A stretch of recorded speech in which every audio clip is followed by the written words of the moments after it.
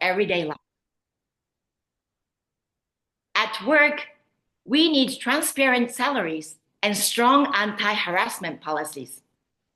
Imagine two employees, man and woman, doing the same job, but only one is fairly paid. Transparency will expose and end this injustice. In schools, boys should learn caregiving skills, while girls should be encouraged to explore science, technology, and leadership roles. Imagine a girl dreaming of becoming an astronaut, and instead of hearing, "That's a boy's dream," she hears, "Reach for the stars." At home, let's end a phrase like, "Boys are more important than girls, and girls should be quiet." Let children explore their interests, whether it's playing with cars, dolls, or becoming engineers. Imagine a father cooking dinner while daughter builds a robot. That's the future we must create. Let me share a personal story. After 20 years of marriage, I made a difficult decision to divorce. What triggered the divorce was the stereotypical expectation that a man needs to focus on work, even when a child is born, while a career woman is expected to juggle both work and childcare. I needed help, but it rarely came. I was always exhausted. Looking back, I see that I could have done differently. I should have made household chores visible, creating a culture of shared responsibility. Sometimes even a simple "thank you" and "sorry" could change everything. When the marriage ended, survival became my mission. During divorce, I quickly realized that society isn't always kind to a single mom. People, even those closest to me, said things like, "It's you who made the wrong choice. You should have tried harder to keep your marriage together. Now your child won't have a stable home." Then came the financial pressure.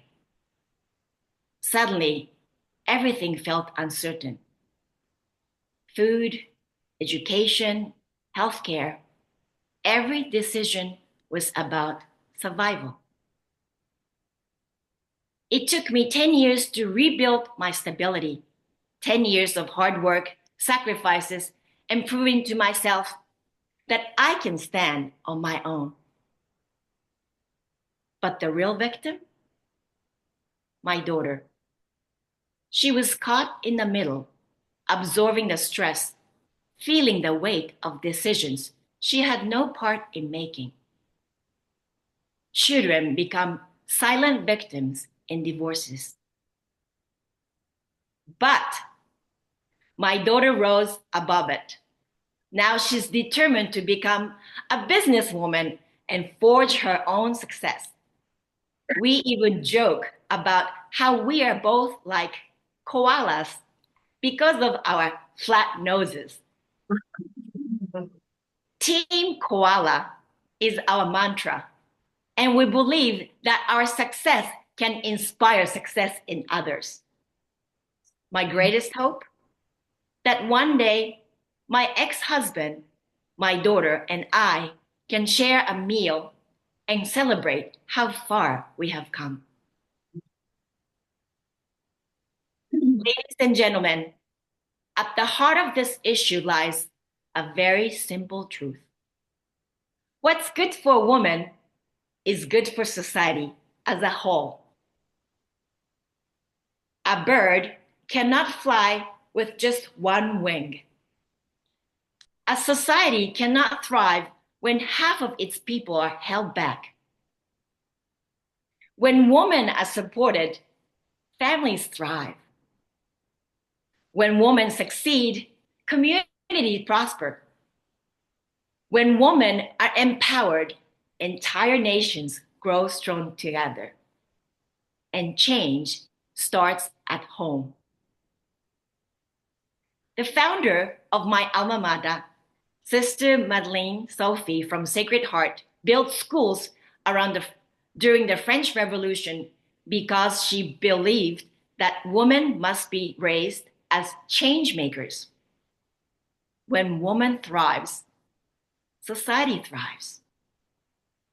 It's up to each of us, not just lawmakers, but parents, educators, employers, and friends to continue the momentum ignited by the Beijing Declaration and build a world where gender equality is not just a goal, but a reality. Let's not waste time pointing fingers. Let's join hands and rise together like a bird. Thank you.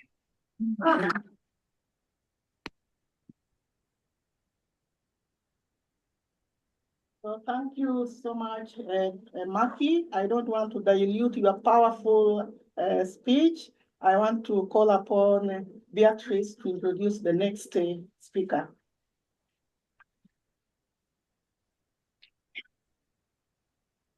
I had the privilege to introduce Ana Clementina Mejia Orellana. She's going to speak in Spanish, so we are going to need a translator. Ana is a committed feminist sociologist from Honduras who actively champions women's rights. As a Mary Mother of three, she focuses on gender-based violence and improving women's living conditions. Her research covers female migration, both nationally and internationally, including the challenges faced by returning women migrants. Ana plays a key role in shaping gender policies in El Progreso, Honduras, and is involved with the Red de Mujeres de El Progreso. Additionally, she teaches at the National and Autonomous University of Honduras, advocating for women's empowerment and change. Ana, we would like to hear your thoughts on how gender-based violence in the workplace reflects inequality in Honduras and how women are resisting this violence. Please go ahead.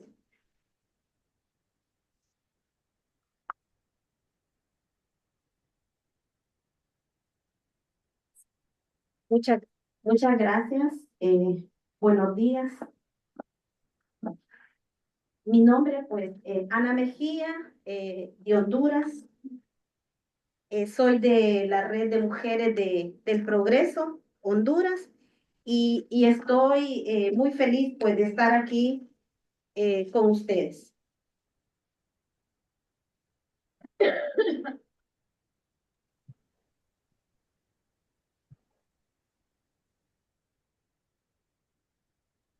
El rostro de la desigualdad, violencia de género, violencia política y femicidios en Honduras.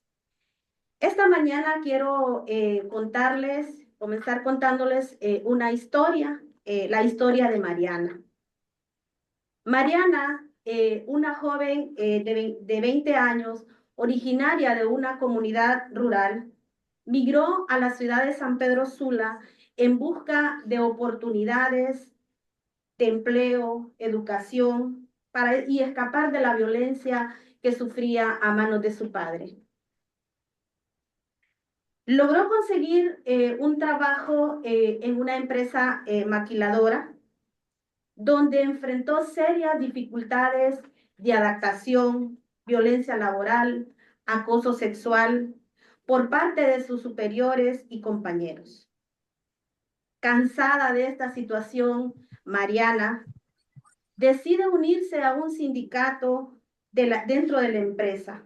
Sin embargo, tuvo que luchar arduamente por defender sus derechos como mujer.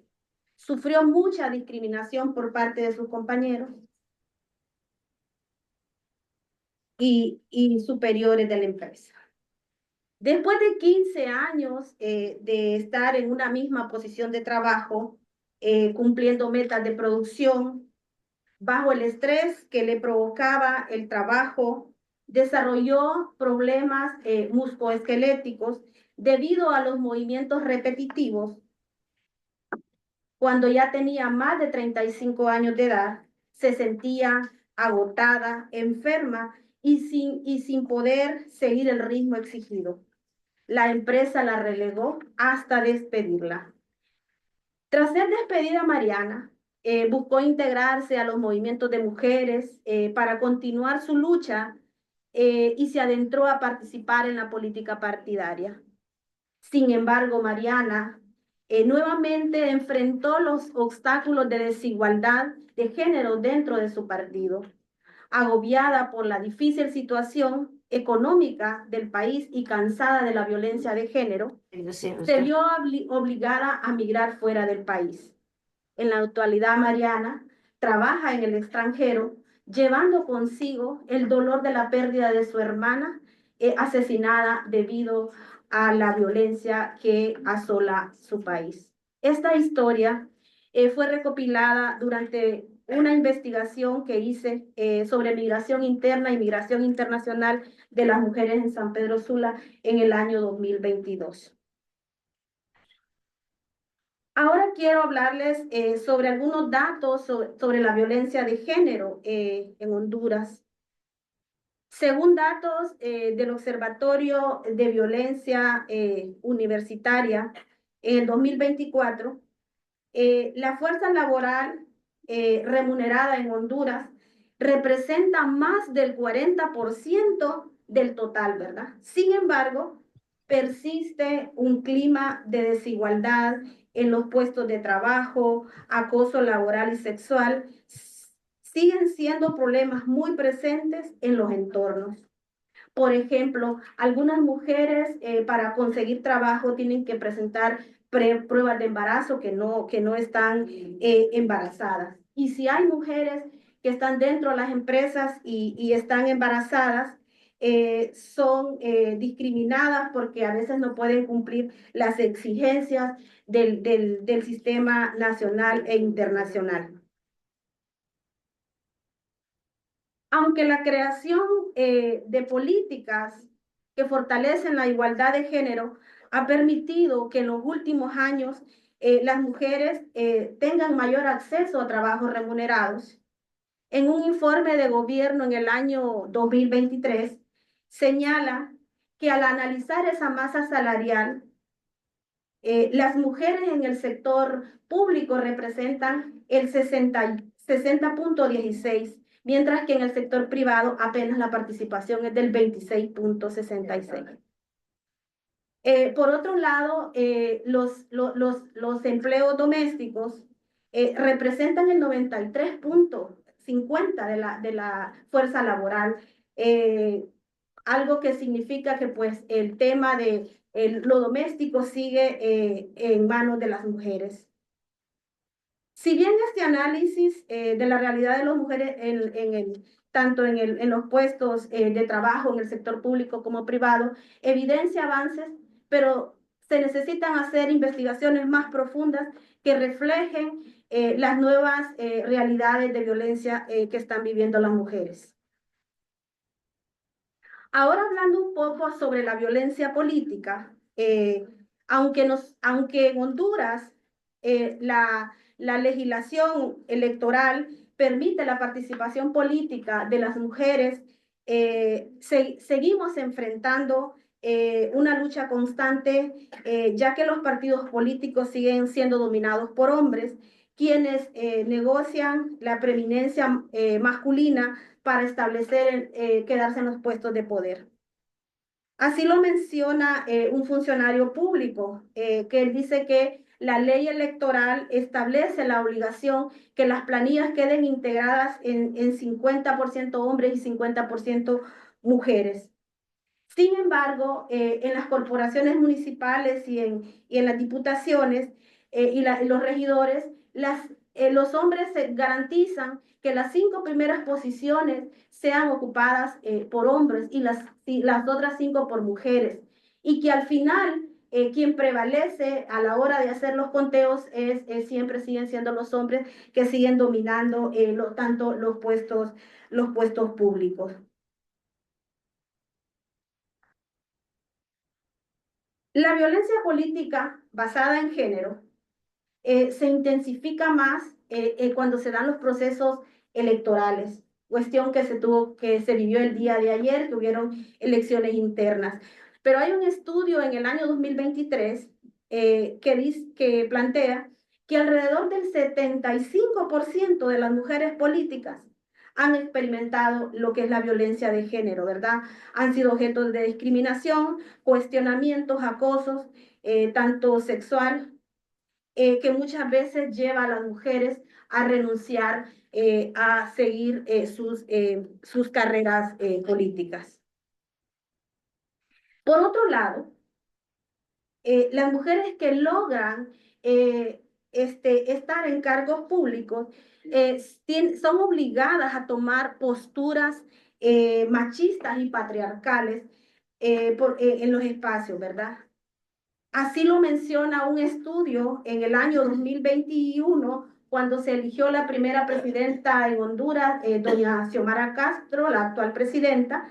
Se sigue reafirmando que en el Congreso Nacional apenas el 27% son mujeres de las diputadas y diputados. Y en las municipalidades, que nosotros tenemos 198 municipalidades, apenas el 5% están representadas por mujeres. 70 años después de haberse conseguido el derecho al voto, a ejercer el sufragio, las mujeres seguimos enfrentando profundas desigualdades estructurales. La violencia política que limita una participación democrática, a pesar de que existen leyes destinadas a frenar la violencia política, estas siguen siendo leyes en propuesta nada más y que se niega el Congreso Nacional a ser discutidas para ser aprobadas. Los femicidios, otra situación que nos está afectando y que es los femicidios representan la manifestación más extrema de la violencia que sufren las mujeres en Honduras, ¿verdad? Debido a los patrones patriarcales machistas, las mismas redes del crimen organizado y otros factores que alimentan y desencadenan la violencia que está viviendo nuestro país. Según datos del Observatorio Nacional de la Violencia de la Universidad Nacional Autónoma de Honduras, en el año 2024, a finales de febrero, digamos, del mes pasado, ya han sido asesinadas 40 mujeres y 40 mujeres también que ya se contabilizan que han sido desaparecidas. Muchas de las cuales pues suman a nada más a esas cifras de los femicidios en Honduras, donde las organizaciones de mujeres denunciamos los altos niveles de impunidad que ya superan el 95% de los casos. Y es una situación que agrava mucho más la situación de violencia que vive Honduras. En el año 2024 hay un estudio del Observatorio de Medicina Forense que dice que del 2002 hasta el 2023, 8.007 mujeres han perdido la vida, o sea, han sido asesinadas. Y que en promedio, cada 38 minutos, 38 horas con 5 minutos, es asesinada una mujer en Honduras. Esto se debe digamos, a un cambio significativo cuando se da el golpe de Estado en el año 2009, donde toda esa violencia se dispara debido a la crisis política que se desata con el golpe de Estado y todos los hechos que fueron aconteciendo, y hasta la actualidad pues seguimos teniendo esos conflictos sociales y políticos que está afectando directamente a las mujeres. Como conclusiones, me gustaría dejar que la violencia laboral de género ha persistido en los espacios de trabajo. No obstante, el aumento de la participación de las mujeres en el trabajo remunerado, tanto público como privado, y las formaciones mismas que las mujeres han recibido a las múltiples violencias que enfrentamos, esto pues ha impulsado diálogos entre el gobierno y los empleadores para lograr acuerdos mínimos en torno a mejorar las condiciones laborales para las mujeres. A pesar de haber conquistado el derecho al voto, 60 años que los conmemoramos en este año 2025, las mujeres seguimos enfrentando desigualdades estructurales que perpetúan la violencia de género. Sin embargo, hemos logrado algunos cambios significativos en torno a la concientización, organización y conquistas legislativas, de las cuales nosotras consideramos que están muy alineadas con lo que son los ODS de la Agenda 2030 y ese trabajo mismo que hacemos las organizaciones por la igualdad. La esperanza de toda esta problemática, tanto a nivel de organización y movilización de las mujeres, quienes hemos conseguido esos importantes avances, un ejemplo de ello es que hay una propuesta de ley integral contra la violencia de las mujeres que actualmente está siendo discutida en el Congreso Nacional, y eso nosotras como mujeres lo valoramos como un paso significativo y positivo en la construcción de un entorno más justo y seguro para las mujeres. De alguna manera podemos afirmar que ese trabajo realizado por las organizaciones sigue en sintonía con la declaración y la plataforma de Beijing, que es lo que nos reúne hoy acá, y que también hacemos ese llamado urgente, ¿verdad?, para garantizar y para seguir trabajando por la igualdad y las oportunidades para las mujeres. Para terminar, nada más me gustaría como dejar dos interrogantes para que las conversemos. ¿Qué alianzas podemos establecer entre las organizaciones de mujeres, tanto, bueno, aquí a nivel internacional, para seguir con ese trabajo tan importante por la igualdad? Y en torno a qué articulaciones puntuales podemos hacer para exigirle a los estados nacionales, ¿verdad?, de seguir este trabajo, tanto por ese cumplimiento de los ODS como puede ser esta misma plataforma de Beijing que se ha conformado. Muchas gracias.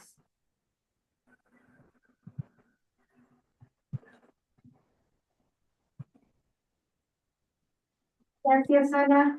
Thank you, Ana, for your presentation, and also for, we appreciate your leadership in developing policies that protect women and promote justice for everyone, especially in El Progreso, Honduras.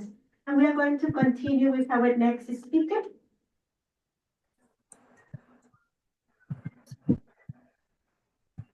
So our next speaker is Sister Reggie. Okay, our next speaker is Sister Reggie.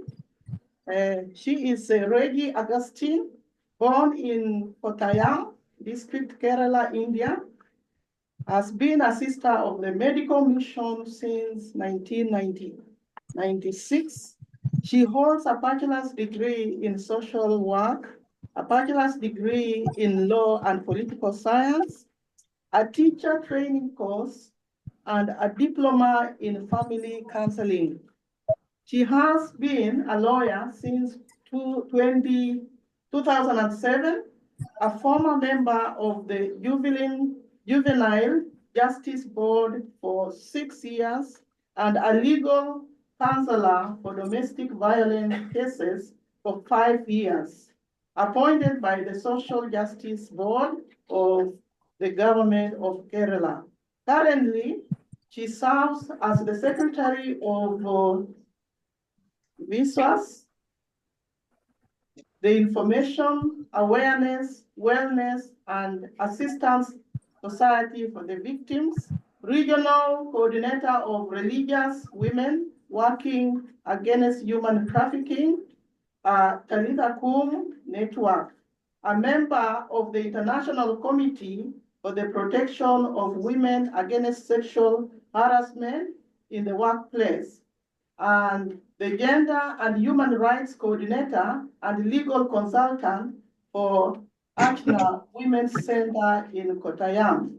He has been actively working in the fight against HIV and AIDS for 14 years and has authored a manual entitled Rights of Victims and Survivors.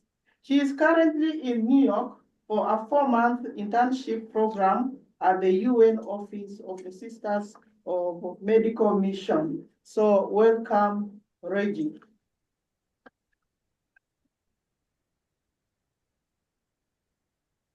Thank you. Good morning, good afternoon, and good evening, as it depends on where you are. It is my pleasure to be here. Allow me to thank the organizers of this parallel event for giving me the opportunity to share experiences, insights, and recommendations on domestic violence and the pursuit of gender equality in the context of India, especially in Kerala. General scenario of women in India.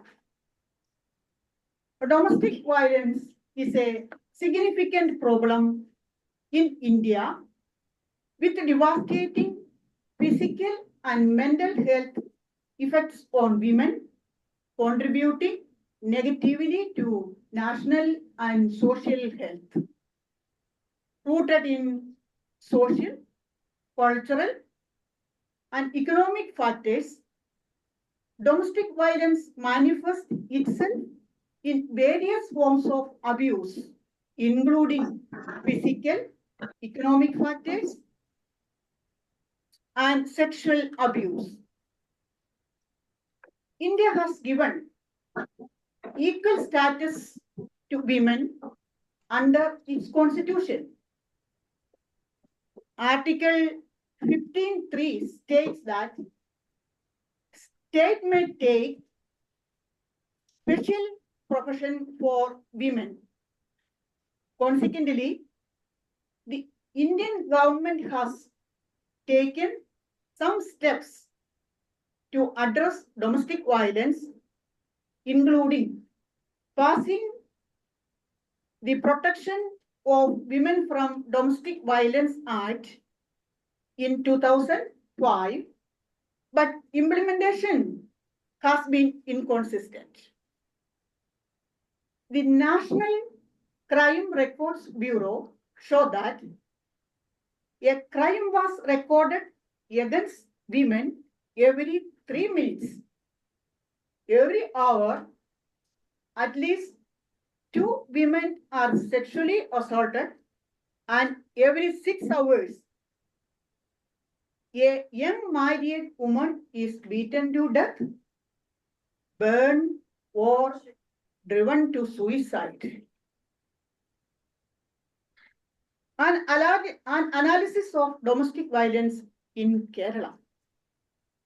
While the state has made remarkable progress in social development indicators, domestic violence remains a significant impediment to achieving true gender equality, which result in gender-based violence.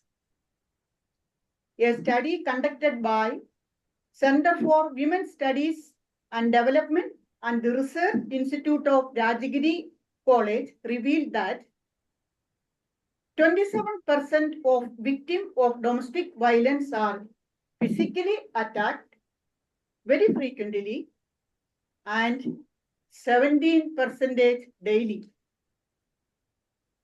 As per Kerala Police report, 4,515 cases were registered under cruelty by husband or relatives in 2024.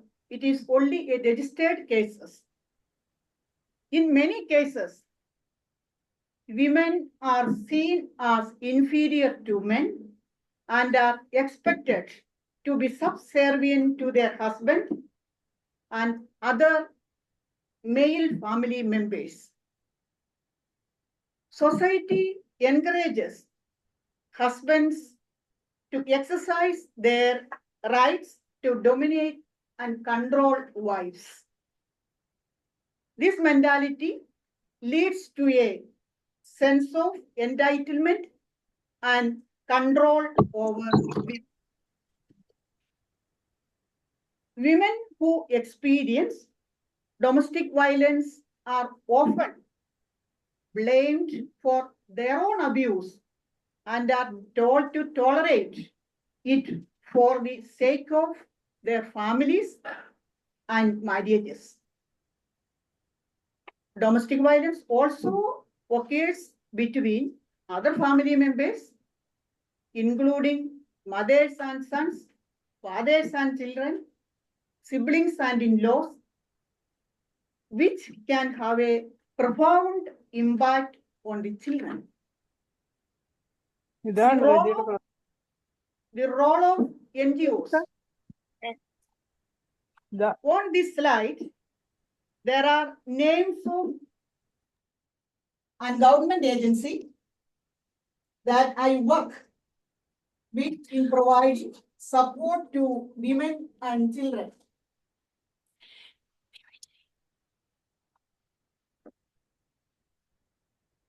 Please go ahead. Some of our contributions on the implementation of the identified critical areas of concern of the Beijing Declaration and SDG 5 are awareness raising on gender equality, human rights and non-violent conflict resolution, education on law related to women's rights, dialogue with the government authorities, organizing protest rallies, public meetings and campaigns, commemorating important days such as International Human Rights Day, International Women's Day, World Social Justice Day, etc. Providing free legal aid and family counseling, publication of handbook on the legal rights of the victims and survivors. One example of the impact of all these activities is the story of a Anu. And Anu, it is not a real name. Anu is a postgraduate in social work, but her husband did not allow her to go for work, yet he was forcing her to pay for the household expenses. Otherwise, he would beat her. And at last, she decided to go back to her own home with her children. And Anu was already suffering from depression, and also she was at the point of committing suicide. And she came to me for a help to file a case against her husband. And I explained to her all the laws and her rights, and I filed a case in the court. And the court decision was for the husband to give financial support to her and also for her children. So after that, she became so alive, so active, and she started to empower women and became leader and see that the improvement what happened in her. And the challenges in pursuit of addressing domestic violence what we face, patriarchal norms which continue to perpetuate gender inequality, dowry system which place immense pressure on family of women, alcoholism is found to be a major trigger linked to domestic violence. Lack of awareness and reporting due to stigma and fear of reprisal. Cultural system and financial strain. And the recommendations and way forward. Immediate relief for survivors by providing medical aid, long and short stay home, psychological support, and economic assistance. Address the root cause. The deep-rooted patriarchal system need to be challenged and addressed.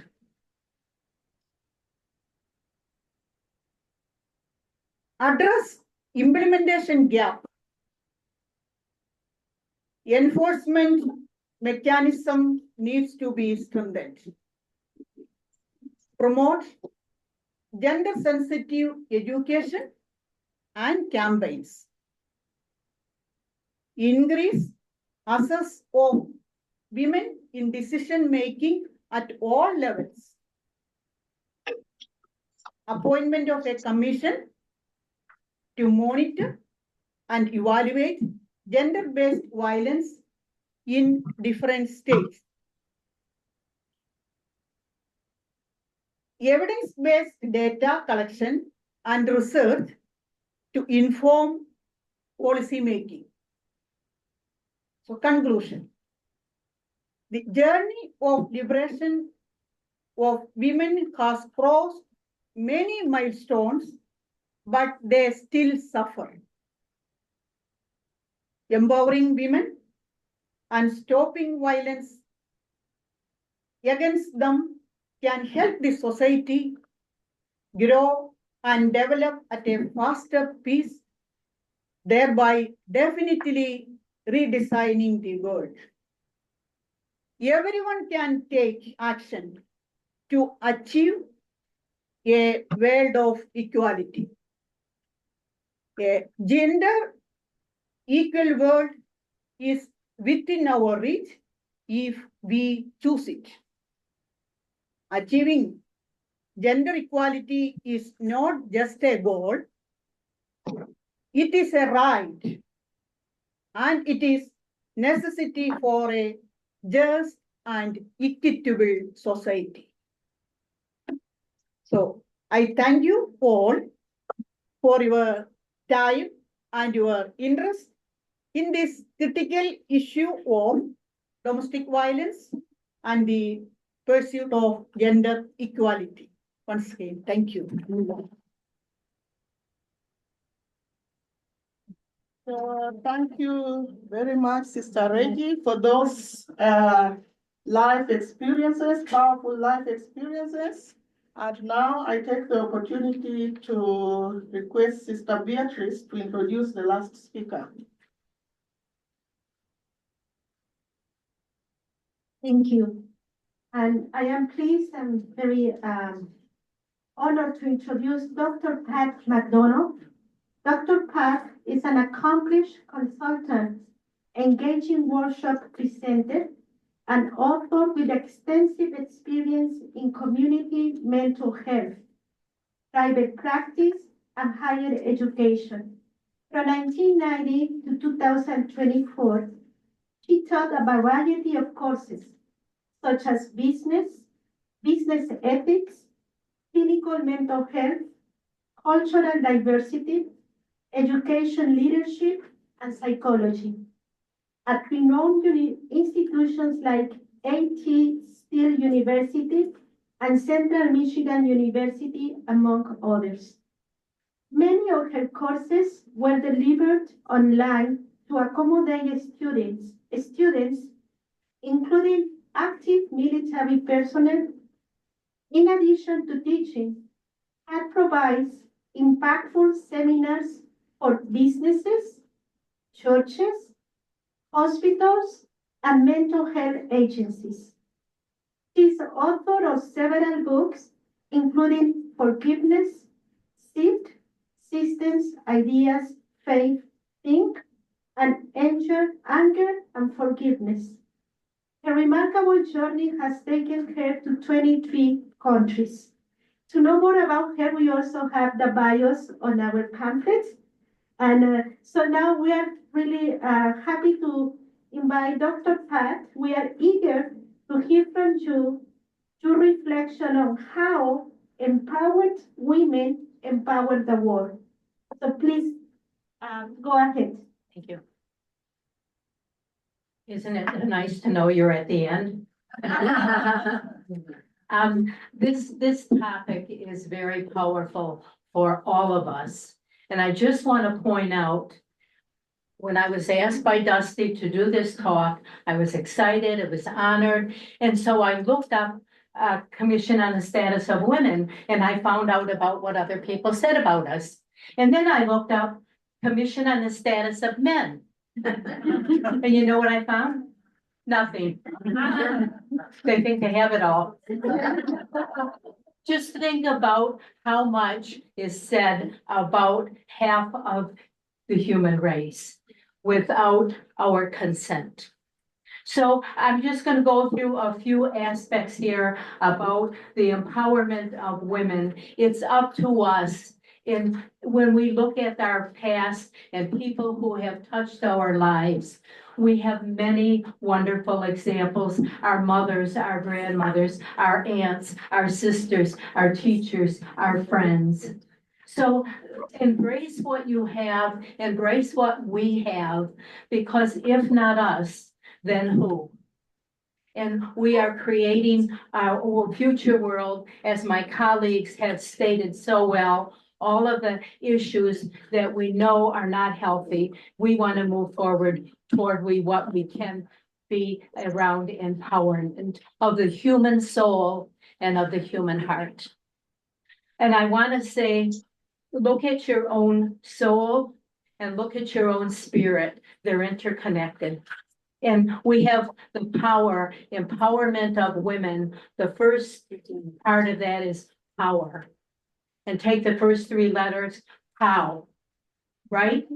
So do what you have to do, where you are, as you can, as you think, and don't wait for other people around to give you permission to be you. I want to read a quick definition of women's empowerment. It's the process of giving and women assuming the power and resources to make life choices and participate in society free from barriers and its discrimination. Now, some parts of the world have that more available than others, and many of us have had opportunities to be around the world, and we see what many people do not have. As an Adrian Dominican sister, I am so happy and fulfilled with the life I share with my sisters through Adrian as we embrace the world, and as many of you do. So take your gifts, take your talents, wherever you are, as you are, and go forth toward human betterment.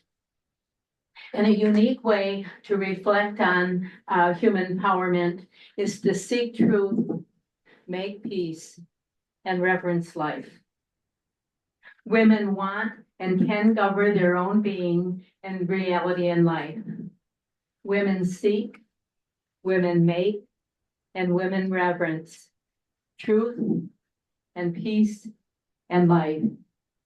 These qualities are part of our inner makeup and carry the feminine spirit forward. It's our job.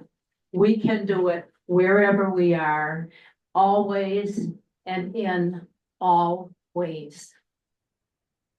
We know that society benefits from gender parity, and empowered women tend to have less gender-based violence, including sexual harassment, domestic violence.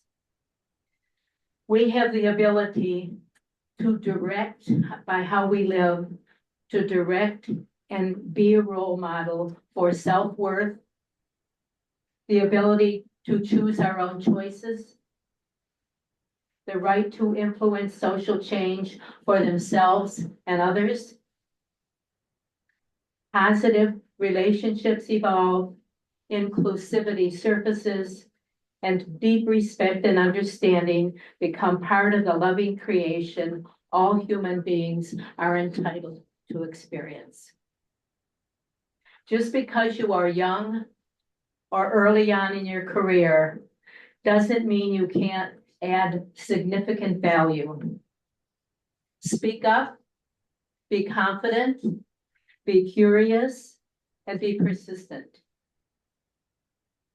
It's up to each one of us as we are and where we are. Others don't control your career, you do. And when you do these things, we teach others. We role model. We learn so much, certainly by books and certainly by the Bible, great resources, but we look and learn so much by what we watch, what we hear, and what we learn. Listening is key. With experience, I now recognize that validation comes from within.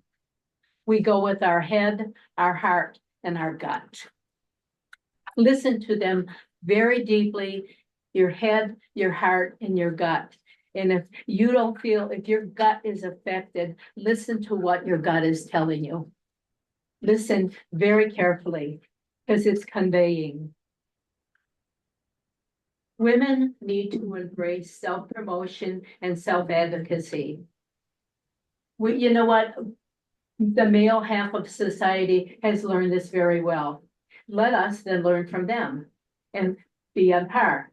We already are, but we've got to push it for concrete ways. It's a job. It's all of us together. We all walk on this earth.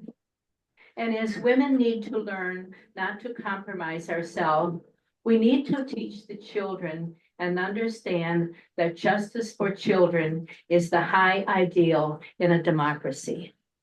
Children learn more from watching us. They learn more from what we don't say, as well as what we do say.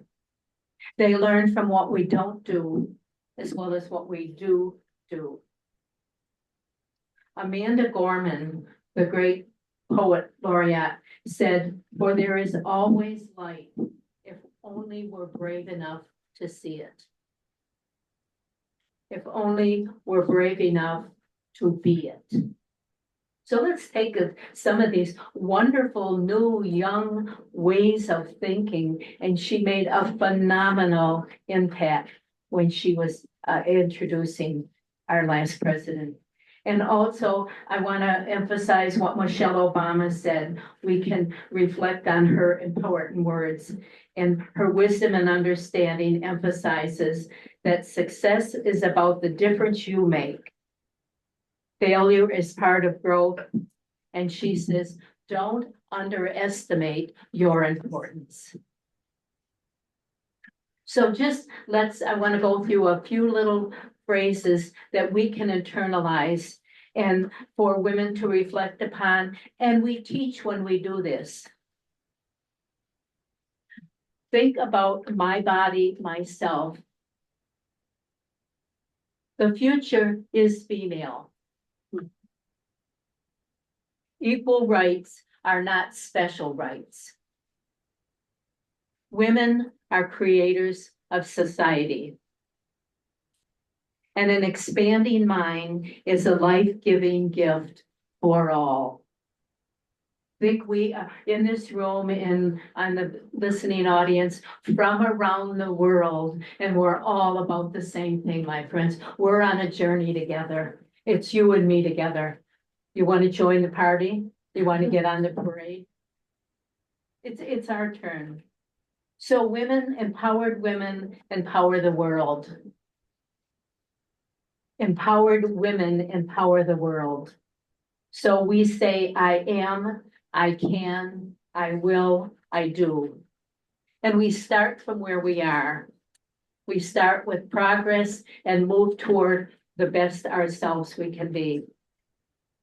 Empowered women create an environment where the benefit is to all, is to enhance, develop, and enrich in multiple ways. Don't settle for anything but the best you can make and be. You are the author and the creator of your future and all others who benefit from your wisdom. So join the membership who wants to bring about change, growth, and the development in a new world where we are all created equal. We stand up for equal rights. We don't let others control us. You be in charge of you, your spirit, and your soul. And if you look at the word spirit, the last 4 letters are I are it. I are it. Think about that. So we need to speak out. And we don't want to settle for anything but the very best that we are. And I would just bring a few historical figures, as my colleagues have also said. One of my famous heroes is Susan B. Anthony. When she and Elizabeth Cady Stanton went around New York in the late 1800s talking about equal rights. And Elizabeth Cady Stanton was a mother with 7 children. So Susan B. Anthony went out and spoke all around the nation of that time and talked about it. And so now she's the first woman on a coin. So if you have a Susan B. Anthony dollar, save it. It's very valuable. I mean that sincerely. Think about what Susan B. Anthony and another person very significant, and I'm from Detroit, and Rosa Parks. One word she said, she was riding on the bus and they wanted her to give up her seat to a black man or a white man. And her powerful word was no. And with that one word, she stayed in her seat, and she's another one of my heroes. And I did have the privilege of seeing her when she came to Cobo Hall, downtown Detroit, and just being in her presence gave me power because of how she has lived her life. And the other one, so contemporary to all of us, is Malala from Pakistan, who was shot in the head because she wanted an education. Because so much of the world, as my colleagues have said, do not believe that women should be educated. Let's fool them, okay? So we're on a journey, my friends. We're on a journey toward human betterment, toward world betterment, toward a spiritual betterment. And what a better way to live this life in this workshop and in this message of status on commission of women. If not you, then who? Will you join me on the journey? Yeah. Great. I'll see you. Save a place in line for all of us. Thank you so much for being here.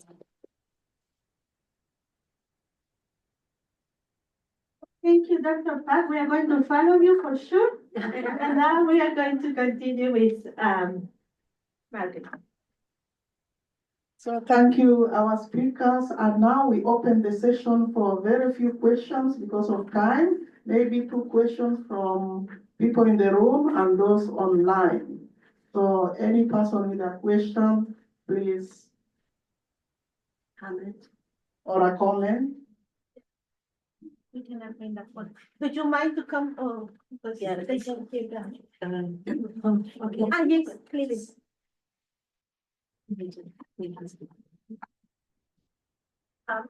Reggie, this is directed to you. You give a very bleak picture of what's going on. But I believe it's pretty true. Are the churches helping out with the patriarchal issues that are going on? Because that seems like it could be helpful if they were supportive. See the question? Maybe we could have the second question, then we can answer them together.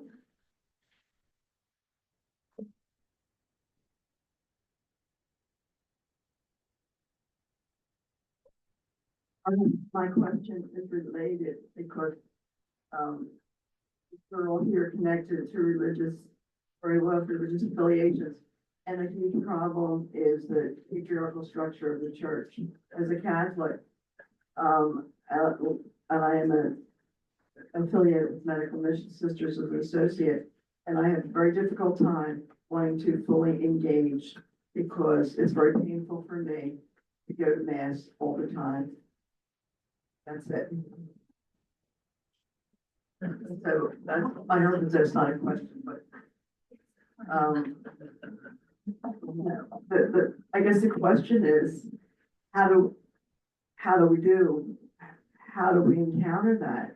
How are we supposed to, as religious women, find the fulfillment that we deserve to have, we need to have, connected to these patriarchal structures? Thank you. To the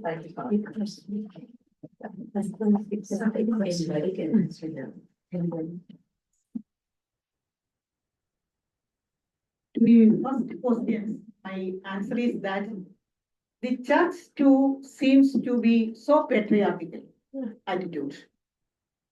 So we cannot expect so much support for doing all these sort of things. But church is against for domestic violence.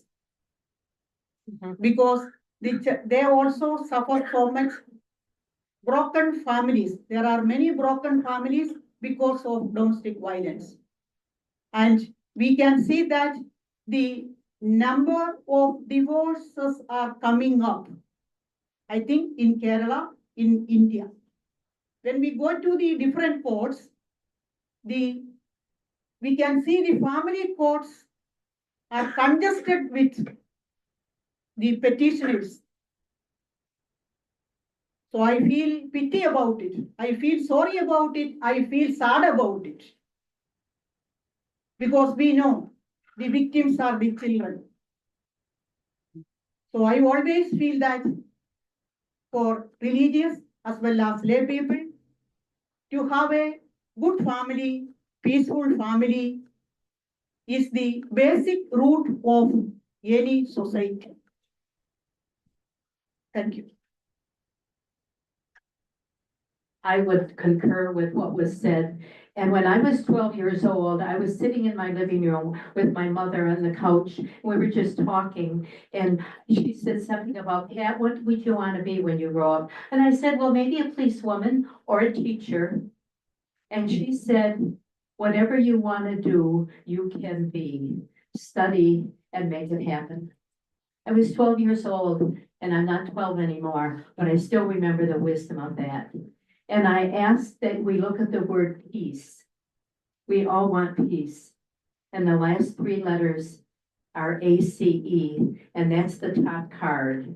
So when we are women and men of peace, we hold the top card within us.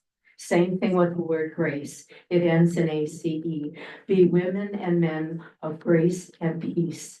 And you have all of the inner power you need. We do have to get through systems, and I agree fully with what was said, but we have the power to do it. Thank you very much. So I understand there are no questions online. Maybe we can add 2 more questions from those in the room.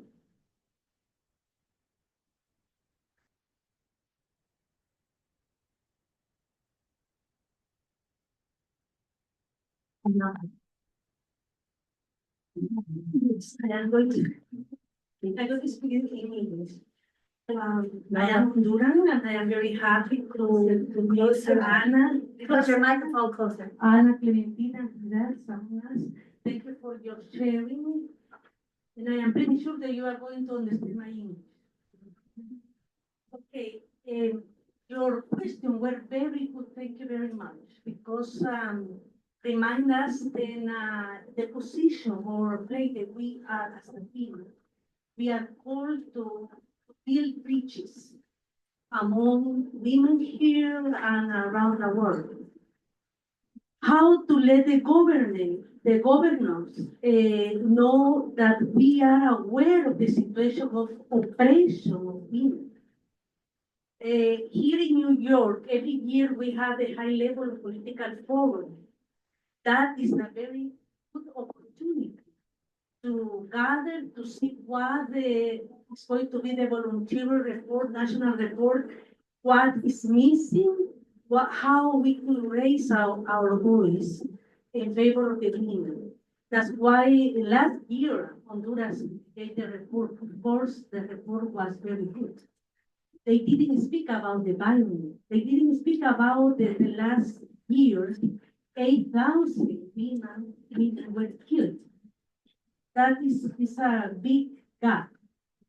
I think that is my awareness in this moment, to really be aware that we need to do something from raise our voice for those voices. Thank you. Second question from Lisa, pass on Ben. I just have to first say, I'm just, wow, when you look at the numbers and when you see what's going on in the world, breaks your heart, you know? And I appreciated the words that Dr. Patton said, that we are powerful and we are creators. And I think about the innate, inherent gift that we have to create life. And nobody else can do that. Just that. It's amazing and it's humbling to be a woman who works with God to create human life. I have 5 sons. I never got a daughter. My heart breaks when I see this and when I hear what's going on. But sometimes when I'm here in the UN, sometimes when I'm here, I feel, for lack of a better word, sometimes the hatred for men, and I know that's not what it is, but it feels that way as a mother of men, of young boys. And I'm trying to raise them as wonderful, loving contributors to society. In my mind, we're working together in the kitchen, making dinner, and then building a robot together on the side. You know what I mean? And I want to teach them that they can also build robots and make dinner. You know, both.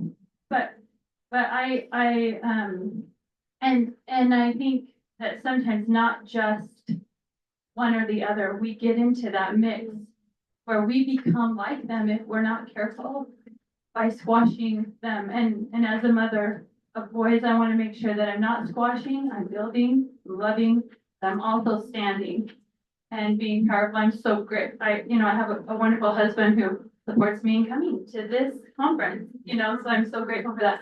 But I'm wondering, like, how do we make our rhetoric here in the UN in support of all these things that we need to change in the world? We need to change them.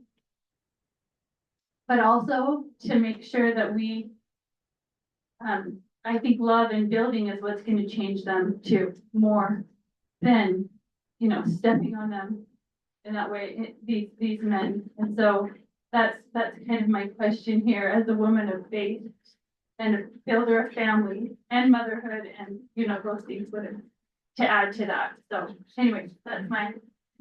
Thank you. Thank you so much. Let's just have a 1 second of pausing just to take in what the question and those who have expressed their emotions. And then we give the last minute to the speakers to answer any of those 2 questions. And we shall conclude by a word of thanks from Beatrice.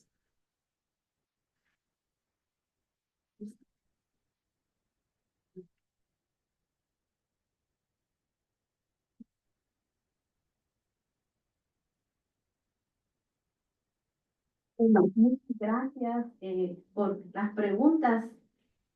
Escuchándolas, yo creo que aparecen como las cosas que podemos seguir haciendo juntas. Y gracias a la hermana hondureña, ¿cómo hacemos que nuestros gobiernos sientan pues que estamos presentes? Yo creo que una manera es seguir trabajando como movimiento de mujeres en eliminar las barreras que a veces nos separan.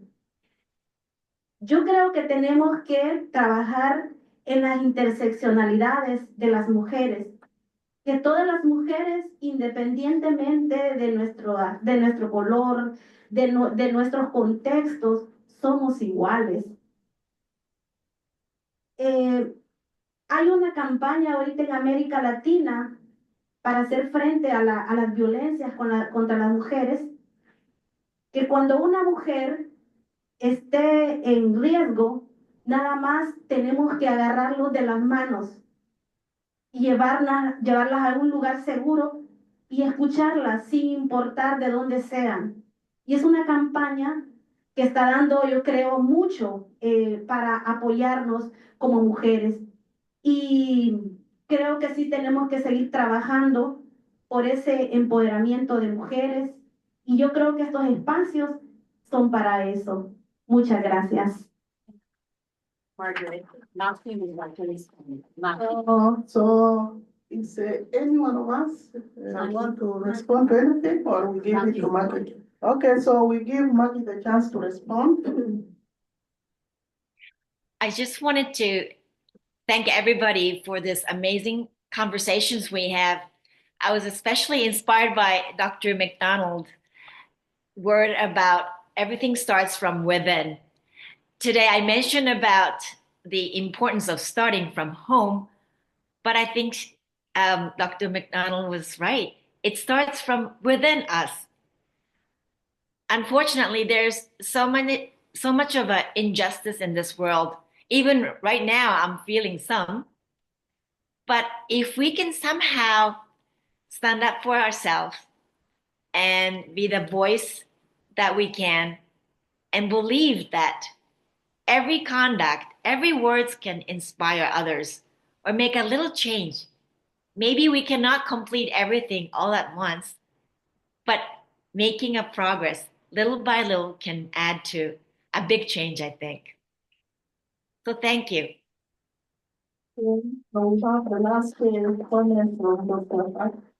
I appreciate what the last speaker just said. She said it begins at home.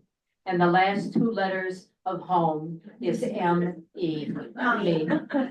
So we carry ourselves with us wherever we go. Blessings. Thank you. Goodbye. I am also so grateful for giving me this opportunity. And I would like to say that in our place, the people call me a feminist sister. So it is not in a positive way. They call me as, oh, feminist sister. So, but I am proud of it. I said that, yes, I stand for women's rights.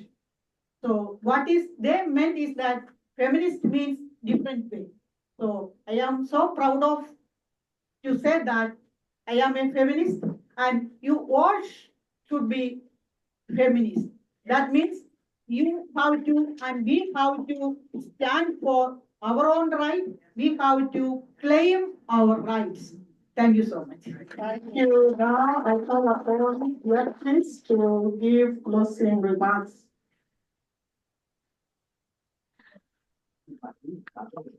Well, I just want to emphasize insight from our speakers that I think is very important to carry with us.